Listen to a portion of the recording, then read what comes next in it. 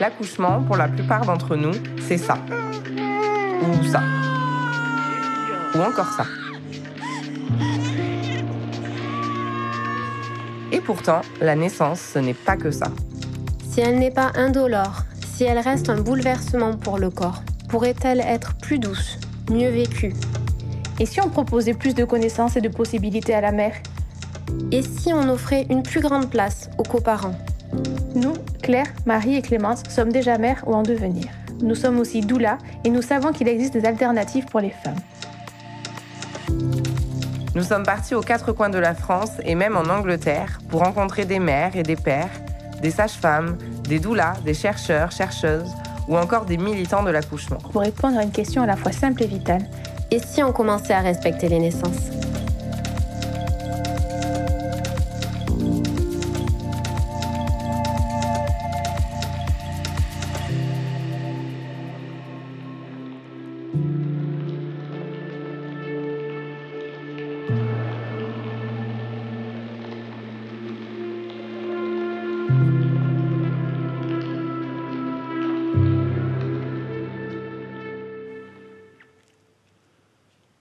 Ce que je connaissais de l'accouchement, c'était les scènes de films que j'avais vues, qu'on a toutes vues. Ça ressemblait à des meufs sur le dos qui hurlent un truc de ouf et qui sont pas bien, quoi. C'était ça. Les gens autour de moi, en tout cas, ont une vision de la naissance très médicalisée, très c'est grave. Ado, je regardais Baby Boom à la télé. Et, non mais c'est un scandale, Baby Boom. Quand vous regardez Baby Boom ado, vous vous dites ah ouais, c'est comme ça que ça se passe. Ça bricole un peu quand même. Surtout qu'on va plutôt faire la césarienne. D'accord. Attends. Je pouvais pas voir ce genre d'émission parce que moi, ça me pétrifiait. J'étais là en mode non, mais je veux pas voir, changer de chaîne, je veux pas savoir. J'avais peur en fait. J'avais peur de l'accouchement. J'ai toujours eu peur. Moi, ma représentation de l'accouchement, c'était très calqué en fait sur l'imaginaire collectif. Donc c'était séquencé, très subi entre guillemets. Ça devait se passer comme ça, sans trop de raison. Pousser madame, avec toutes les complications que ça pouvait engendrer. J'avais entendu parler de césarienne, de forceps, de choses comme ça. Existe-t-il un décalage entre l'imaginaire collectif et la réalité ? Peut-on aspirer à un accouchement doux, naturel et qui respecte la physiologie des femmes ? Il est évident que la réponse est oui, puisque chaque expérience est unique et se vit différemment. Pourtant, les histoires qui nous ont été confiées montrent que malheureusement, les femmes se sentent souvent privées de l'accouchement qu'elles imaginaient. La maternité que j'ai choisie, donc une maternité niveau 1, prône justement l'accouchement physiologique, a des baignoires. C'est pour ça que j'avais choisi aussi cette maternité-là, a des ballons. Donc je savais que j'allais pouvoir me mettre dans les positions qui me font du bien. Et je leur avais vraiment dit, ce qui est important, c'est qu'on m'explique ce qui se passe, parce que je me connais. Je sais que si je comprends pas ce qui se passe, ça me fait paniquer et que ça peut du coup vite faire effet boule de neige dans mes sensations. J'ai choisi une clinique qui pratiquait, en tout cas sur le papier, un accouchement libre, autonome, dans une salle nature, que je n'ai pas pu visiter puisque nous étions en période Covid. Et donc, je n'ai eu que la brochure, ce qui fait que le rendu a été assez différent en live. On est arrivé à la maternité à 4h30. Vers 6h30, donc ça fait 2 heures qu'on est dans la salle d'attente, dans le noir. On a vu une personne 5 minutes. Donc déjà là, j'ai un début de sentiment qui va monter crescendo tout le long de cet accouchement, qui est le sentiment d'être complètement transparente, en fait. Pardon. Et vers 6h30 à peu près, on m'a emmenée dans une salle. Et je comprends tout de suite que c'est pas une salle de naissance, en fait. Ça ressemble globalement à une zone de stockage où on a mis 2 lits de monitoring et un paravent qui séparait les 2 lits. Ok, bon, c'est pas grave. Et après, je me rends compte qu'il y a un autre couple dans la salle. On m'installe sur le lit, on me dit on va faire un monitoring pour commencer. On me force à me mettre sur le côté pour pouvoir entendre son cœur en me disant bien il faut surtout pas bouger. Sauf que c'est une position où vraiment gérer les contractions dans cette position, c'était... Là, je pense que le niveau de gestion de la douleur a pris un autre niveau. C'était vraiment très très dur. Et on me dit on revient dans une demi-heure. Bon, déjà, je me dis une demi-heure c'est long. Sauf qu'au bout d'une demi-heure, personne ne vient. Je pense qu'on était tellement atterrés de ce qui se passait. Rétrospectivement, je me dis mais on aurait dû juste se mettre en colère, on aurait dû aller toquer à toutes les portes pour que quelqu'un vienne me voir. Au moins m'examine et voit où en était le travail, quoi. Et le fait d'avoir un couple à côté, dans un moment aussi intime, Moi, je me sentais gênante, en fait. À chaque gémissement, à chaque cri de douleur, au lieu de moi me concentrer, de gérer ça, j'étais là et je leur disais « Pardon, je suis désolée. Pardon, je suis désolée. » Et en fait, j'ai passé mon temps à m'excuser d'exister, quoi. Mon premier accouchement, on m'avait demandé de ne pas manger. Au cas où il y a une chirurgie, c'est mieux si l'estomac n'est pas rempli. Je me rappelle avoir été épuisée parce que si on ne mange pas pendant 2 jours, on est juste fatigué. Et je me souviens implorer Julien, mets-moi de l'eau dans la bouche, quoi. Je ressentais pas ça à sa place, mais je voyais ses lèvres, c'était pas beau, quoi. Claire Rayapa a été sage-femme en hôpital pendant 5 ans. Aujourd'hui, elle exerce en libéral dans la région de Lyon. En France, la naissance est vraiment vue d'un point de vue pathologique. Toutes les complications peuvent arriver et l'accouchement n'est que normal une fois que c'est fait et qu'on sait que tout s'est bien passé, a posteriori. Donc, partant de ce principe-là, la femme enceinte, c'est un peu une bombe à retardement, donc tout peut arriver, tout peut déconner à chaque instant. Il y a vraiment cette idée-là que c'est un danger sur pattes, quoi. J'en pouvais juste plus de cette position, donc je me dis là, il faut que je me lève, je peux vraiment plus. Je perds les os. S'ensuit une contraction qui est d'une intensité folle, je pense, mais ça c'est une analyse a posteriori, que le fait de m'être levée, ça a un peu accéléré les choses. Et je soupçonne d'ailleurs qu'on m'ait laissé allonger pour ralentir les choses, parce que personne n'était disponible pour me prendre en charge. Mais ça, vraiment, j'accuse personne, c'est l'impression que j'ai eue. À la contraction suivante, vraiment, je crie, mais un cri de douleur que je ne m'en pensais pas capable. Dans le couloir, personne ne s'occupe de moi. Je vois même passer 2 personnels soignants, je ne sais pas si c'était des aides-soignantes, infirmières ou quoi, au loin. Et là, vraiment, ça me tétanise. Je me dis, mais je suis en train d'accoucher, je vais accoucher dans le couloir toute seule, en fait. Enfin, vraiment, je me disais, je suis invisible, personne ne me voit, personne ne s'occupe de moi, quoi. 4 heures après mon arrivée, pardon, j'ai une sage-femme qui s'occupe de moi. Et je me dis, mais enfin. Donc là, elle pose ses mains sur les miennes, elle me rassure, elle est adorable. Et là, ça me fait vraiment du bien. Et dans ma tête, je me dis, putain, mais j'avais tellement besoin de ça il y a 4 heures, quoi. Enfin, j'avais besoin de ça beaucoup plus tôt. Et là, elle m'examine, enfin. Au moment où je lève la tête, je vois l'autre couple derrière le paravent. Et le monsieur était très grand et dépassait du paravent. Et là, je me dis, si je le vois, en fait, lui, il voit tout. On n'a même pas pris le temps de les faire sortir avant de m'examiner. Et vraiment, là, c'est l'humiliation complète. En fait, là, j'ai juste envie que ça avance. Donc, j'écoute ce qu'on me dit, quoi. Moi, je dis pas, non, parce que là, j'ai besoin de savoir. Moi, j'étais en hôpital universitaire. C'était un CHU où j'ai accouché pour ma première. Donc, toutes les 2 heures, il y a la sage-femme qui arrivait avec la mine désolée en me disant faut qu'on fasse un toucher pour savoir où vous en êtes.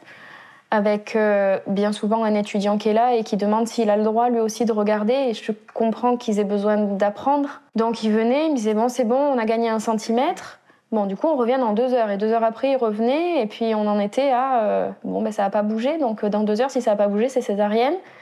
Et on a vécu ça, je ne sais pas combien de fois. Au moment de la naissance, en fait, ça a duré 24 heures. La naissance a duré 24 heures. Je n'avais pas envie d'avoir une péridurale. On m'a dit, bon, maintenant, ça fait longtemps, vous dilatez pas, donc on vous fait une péridurale. Est-ce que toi, tu en ressentais le besoin? Tu souffrais?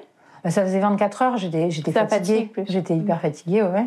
Et puis, je dilatais pas. J'ai quand même souvent entendu ce récit de patientes que la sage-femme, elle a insisté fortement pour qu'une péri soit posée. C'est dans une intention qui est louable, c'est parce qu'elle est empathique, elle est mal de voir la femme souffrir. Et je veux pas critiquer la péri, je pense que c'est vraiment une invention géniale qui rend vraiment service, mais que c'est un tort de vouloir l'appliquer pour tout le monde. Il y a des effets secondaires, comme pour tout en médecine, quoi. Baisse des contractions, travail ralenti, sensation de poussée qu'on ressent pas, augmentation des accouchements avec des instruments. C'est ça qu'on voit le plus, quoi. On m'a fait cette péridurale. Je me suis fait engueuler par l'infirmière parce que je bougeais. Le truc classique. Et ensuite, je me suis rallongée. Et à ce moment-là, ils m'ont installé une perfusion. J'ai demandé pourquoi j'avais toutes ces contractions comme ça très rapprochées. Donc, on m'a dit que la péridurale générait en effet une baisse du travail et que donc il fallait rajouter de l'ocytocine pour relancer. Relancer. On te l'a dit non, ou non. Ça a été fait sans que tu le saches? Je ne savais pas du tout cette histoire d'ocytocine. L'ocytocine de synthèse pendant le travail, ça accélère le travail. Ça permet d'avoir un rendement plus important. On a besoin de vider les salles d'accouchement pour les remplir derrière. On ne peut pas laisser des femmes dans les salles d'accouchement pendant 24 heures. Il n'y a pas la place, en fait. C'est matériel. L'administration d'ocytocine au cours du travail spontané augmente le risque d'hémorragie, c'est bien noté. Il augmente aussi le risque de césarienne. Il augmente aussi le risque d'extraction instrumentale parce qu'on intensifie les contractions utérines et qu'on a un fœtus qui n'est pas forcément en mesure d'avoir les ressources nécessaires pour supporter un travail plus intense. Et j'étais en larmes parce que je sentais qu'il y avait un ouragan qui était en train de se produire en moi avec cette naissance-là. Et je me suis dit que c'était violent pour le bébé ce qui se passait, de toutes ces contractions-là qui arrivaient les unes après les autres. Moi, c'est sûr, j'étais tranquille. Enfin, j'avais plus mal, mais enfin, voilà, je me disais que ce bébé devait rien comprendre, quoi. On m'a diagnostiqué une pseudomacrosomie, donc un bébé trop gros, 4,2 kg. Donc il l'avait estimé, mais en fait c'était une erreur. Du coup, on est rentré dans un protocole médicalisé ++. On m'a déclenché à 39 + 6. Et pour un bébé qui faisait 3,4 kg, j'ai refusé le tampon au départ de prostaglandine, les injections d'ocytocine. J'ai voulu commencer, entre guillemets, par un décollement des membranes cool, sans hormones. Et de fil en aiguille, on a fini sur l'intégrale avec le tampon, l'ocytocine, le perçage de la poche des os, pour finir sur des ventouses et une péridurale à 8. Donc voilà, j'ai eu, à part la césarienne, il m'a rien manqué. Dès l'instant qu'on n'accepte pas de laisser les choses avancer, forcément, on provoque quelque chose de néfaste. Bon, la rupture des membranes, par exemple, il ne faut pas s'étonner après que la femme, d'abord, ça fait beaucoup plus mal, donc elle ne va pas pouvoir vivre l'accouchement si elle le voulait sans péridurale. Comme ce n'était pas mûr, le bébé, qui est quand même l'acteur principal, lui, il n'avait pas décidé encore. Et donc, il ne fera pas ce qu'il faut pour qu'ensuite, le col puisse tout doucement devenir souple. La médecine n'est pas toute puissante, clairement. Ça, c'est quelque chose qu'il faut bien le comprendre. Il y a des fois où la médecine, elle fait plus de mal que de bien. On commence à avoir des petits chiffres qui sortent. Lorsqu'on commence à médicaliser quelque chose qui n'a pas besoin d'être médicalisé, bien souvent, cascade d'intervention. Et la cascade d'intervention, c'est on part d'un déclenchement et on finit avec une césarienne. Et on peut passer par toute la potentielle boucherie qu'il y a entre-temps.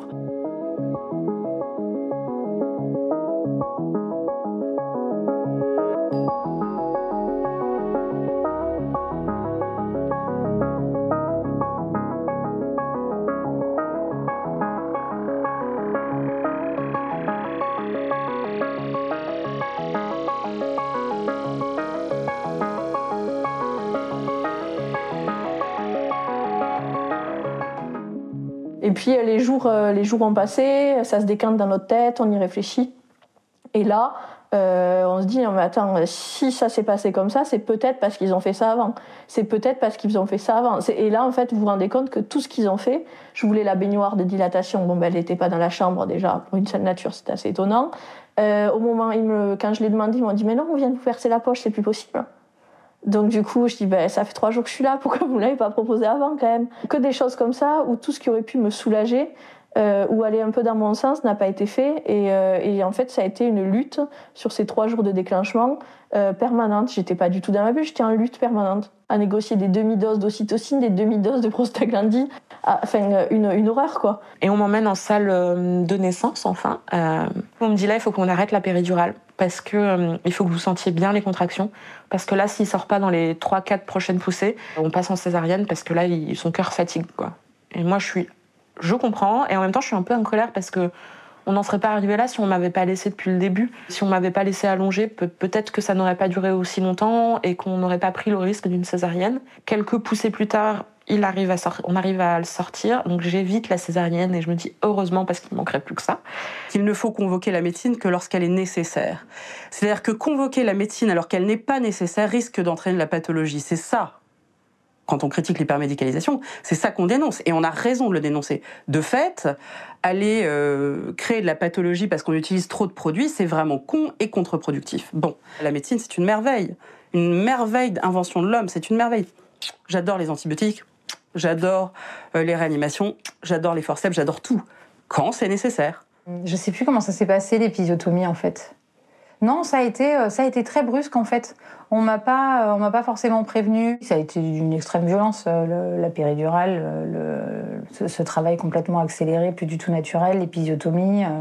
J'étais pas sûre, je crois. J'étais pas sûre de. Est-ce que c'est nécessaire ? C'est des actes qui peuvent être nécessaires. Moi, c'est la systématisation qui me pose un problème. Voilà. Ça, c'est vraiment. C'est pas juste, quoi. C'est pas justifié. Donc voilà.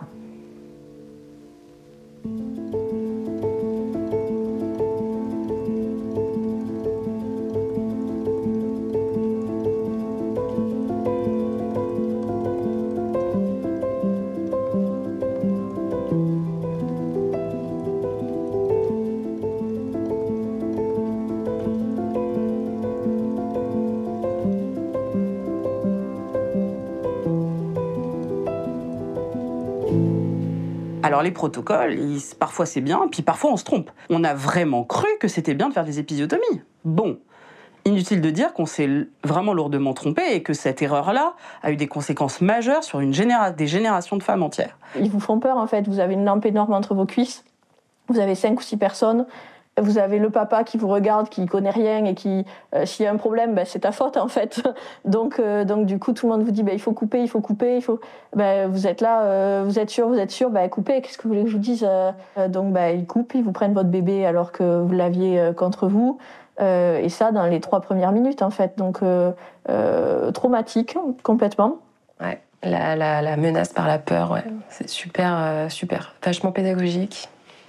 Surtout à ce moment-là, ouais, c'est choquant, mais quand on est à l'hôpital salarié pour l'avoir été, on vient, on fait son boulot, on rentre chez soi, voilà, on suit les protocoles qui sont inscrits dans un petit cahier, c'est même pas nous qui les rédigeons. On n'est pas du tout formé à remettre en question les choses, on applique bêtement ce qu'on voit et voilà quoi. Le protocole, il est là pour sécuriser les soignants dans leur pratique et pour homogénéiser les pratiques au sein d'une structure. On est formé aussi sous le prisme de on aura affaire à des procès dans notre carrière et que donc du coup il faut s'en prémunir et s'en protéger et donc pour ça ne rien laisser passer et donc ce qui induit parfois aussi une surmédicalisation de manière à pouvoir se protéger d'un risque éventuel médico-légal. Donc ça c'est une vraie réalité. On sait mieux que vous. On fait pour vous. Moi, je ressens des choses dans mon corps, je connais des choses, mais ça, on ne valorise pas du tout. C'est pas que l'obstétrique, c'est globalement en médecine en France. On a toujours cette idée que le soignant, c'est mieux que le patient. Donc, c'est quand même lui qui va décider à la fin, quoi. Donc, très souvent, l'information qu'on donne, c'est un exercice qui est difficile, elle est biaisée. On va dire les choses qui vont dans notre sens pour que le patient il décide ce qu'on avait prévu qu'il décide. Donc il y a aussi toute une refonte à faire de comment on considère la médecine en général, quoi. Et qu'on est les acteurs de notre propre santé. C'est pas les gens qui vont décider à notre place. L'autorité médicale est tellement ancrée en eux, engrammée, que pour certaines personnes, c'est très difficile d'aller contre. Je ne pourrais jamais me confronter à la blouse blanche. Et c'est engrammé dans les esprits depuis les années 50. Ça fait pas très longtemps, c'est 80 ans sur imaginer l'espèce humaine. Enfin, c'est rien du tout.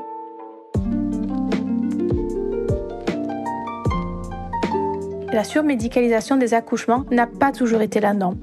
Elle s'inscrit dans l'histoire du patriarcat.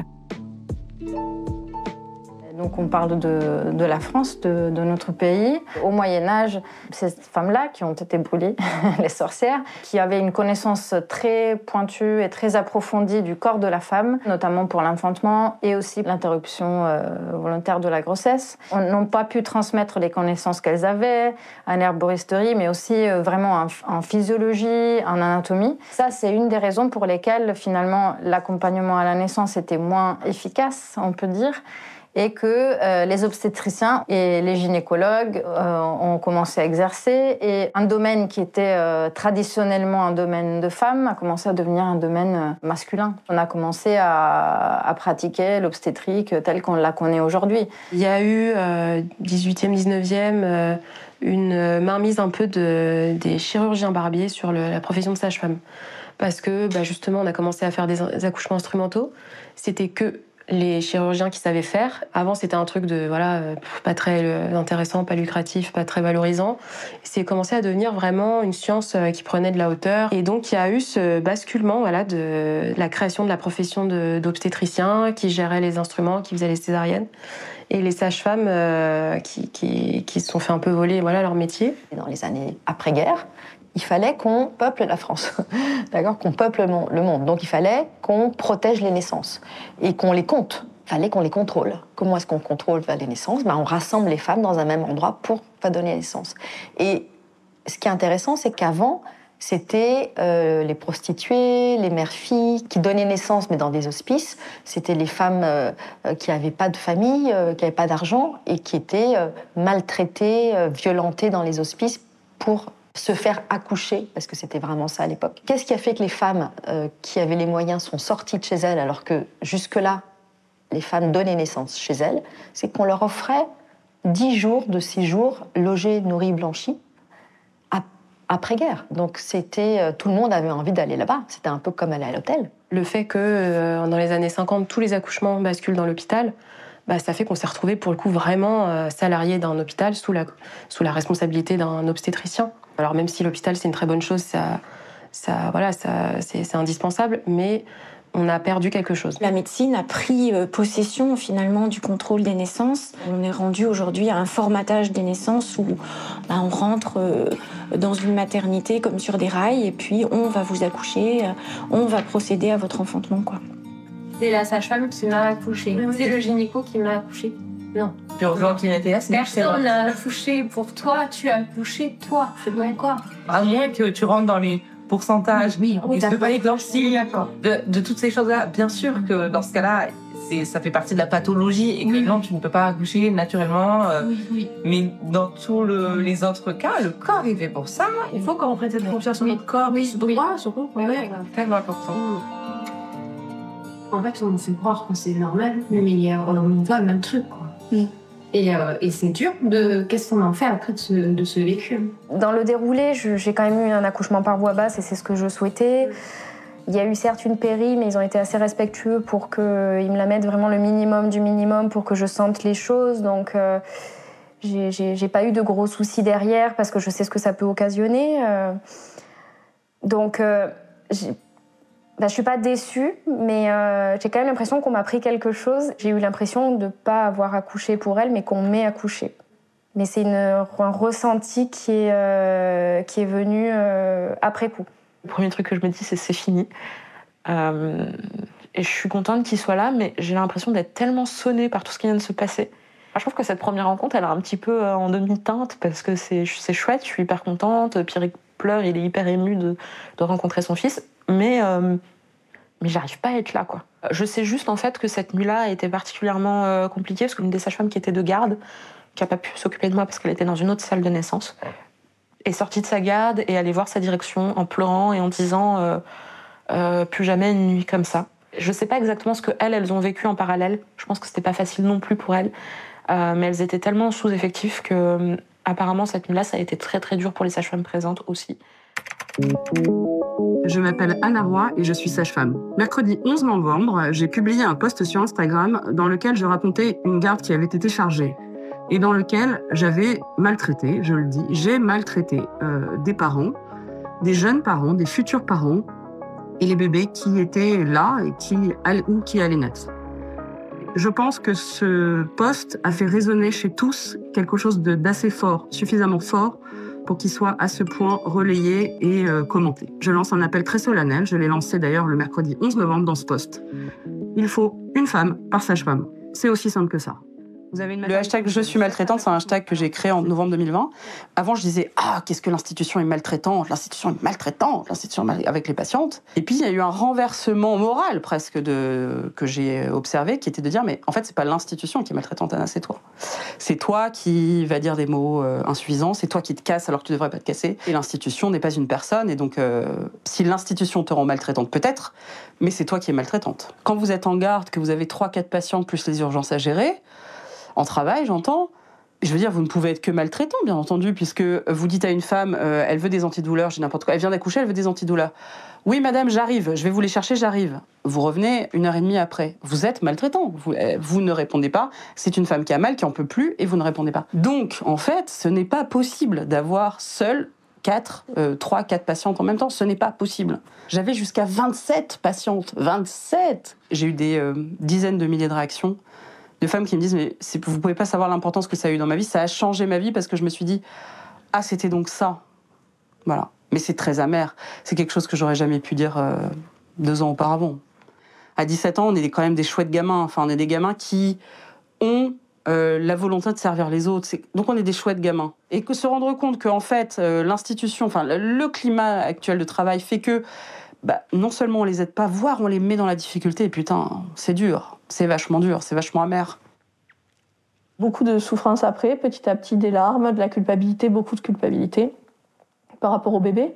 Se dire que on avait rêvé d'une naissance où tout se passe bien, de manière optimale, pour que lui se sente bien, que le passage se fasse avec fluidité. Et au final, vous vous rendez compte que rien ne s'est fait comme ça. Et la culpabilité de se dire, est-ce qu'il n'en aura pas des séquelles? Est-ce que j'ai pas fait les bonnes choses pour lui? Vous êtes en pleine chute d'hormones. Ça a été vraiment difficile. Oui, j'aurais pu refuser le déclenchement, mais en fait, on ne sait pas qu'on peut refuser. C'est très perfide. On vous dit que c'est comme ça, on va vous déclencher, il faut vous déclencher. On ne sait pas qu'on a le choix.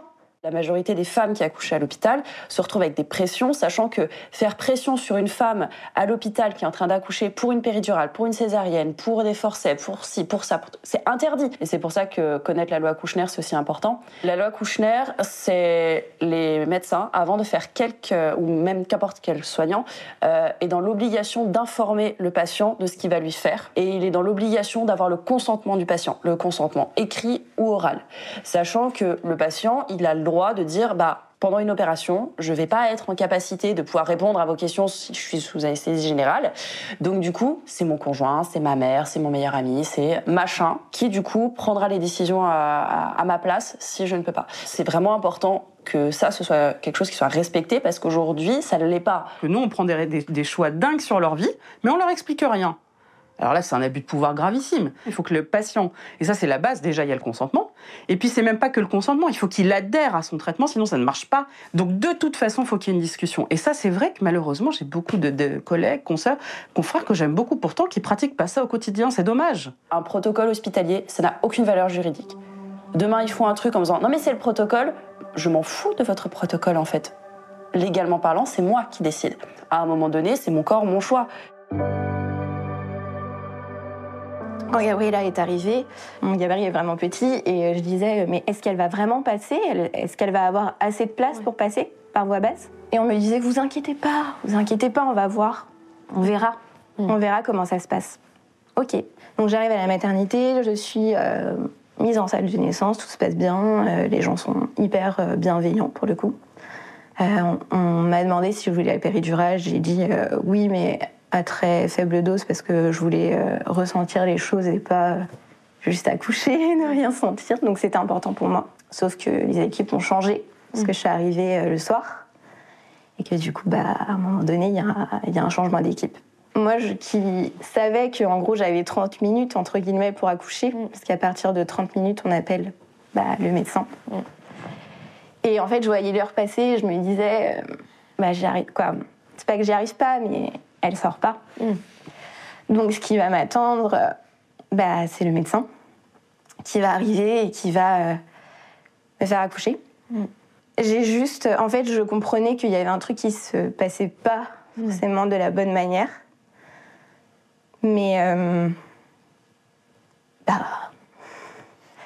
dans ma tête, je me disais mais pourquoi on prend pas des décisions plus rapidement en fait? Pourquoi on passe pas en césarienne? Mais bon. C'est leur métier.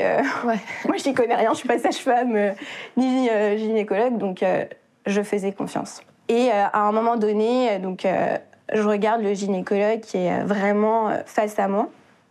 Et un peu de côté, j'ai une puère ou une sage-femme, je sais pas en fait, je sais pas ce qu'elle est. Je vois juste un signe de tête entre ces deux femmes. Et suite à ce signe de tête, on m'appuie sur le ventre et on me fait une expression abdominale.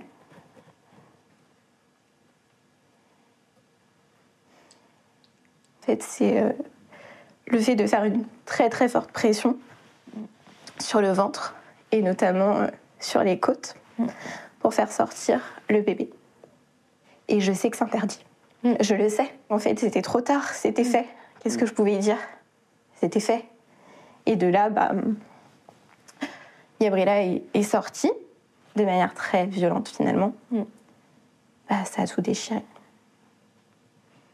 J'ai tout senti. Et j'ai perdu beaucoup de sang. Au début, les premières semaines, j'ai pas l'impression... Je me dis, je viens d'accoucher, c'est normal d'avoir mal. On m'a toujours dit que c'était normal d'avoir mal. Le jet d'eau me faisait mal. J'avais du mal à marcher, j'avais du mal à m'asseoir.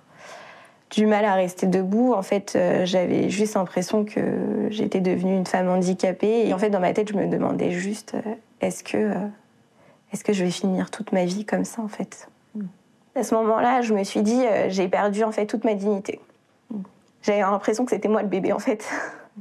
Parce que moi perso, je pouvais plus rien faire. Donc c'est ça aussi qui a été très compliqué, c'est de se mettre à nu, et dans tous les sens du terme, à nu devant l'autre, et de lui demander de l'aide parce que, à un moment donné, t'es trop faible. Mon docteur généraliste, qui est vraiment une perle et vraiment une personne merveilleuse, vraiment. Elle m'a dit, allez voir ce docteur, vraiment, il saura vous accompagner. Et donc j'ai été voir ce fameux docteur. Il m'a dit, mais en fait, tout simplement, vous avez subi de la violence gynécologique. Et ça m'a fait un bien fou.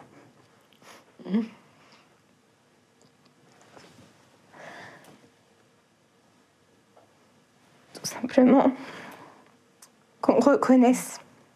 Et c'est ça, en fait, qui m'a manqué et qui m'a fait passer par tous les états, c'est ce manque de reconnaissance, en fait.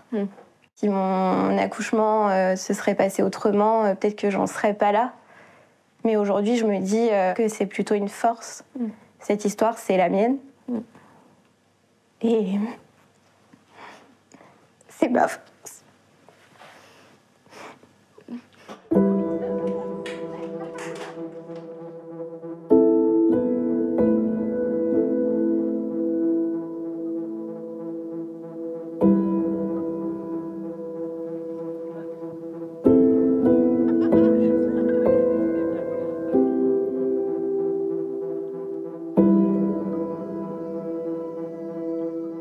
Ces 15 derniers jours, 40 agents hospitaliers ont été testés positifs au coronavirus.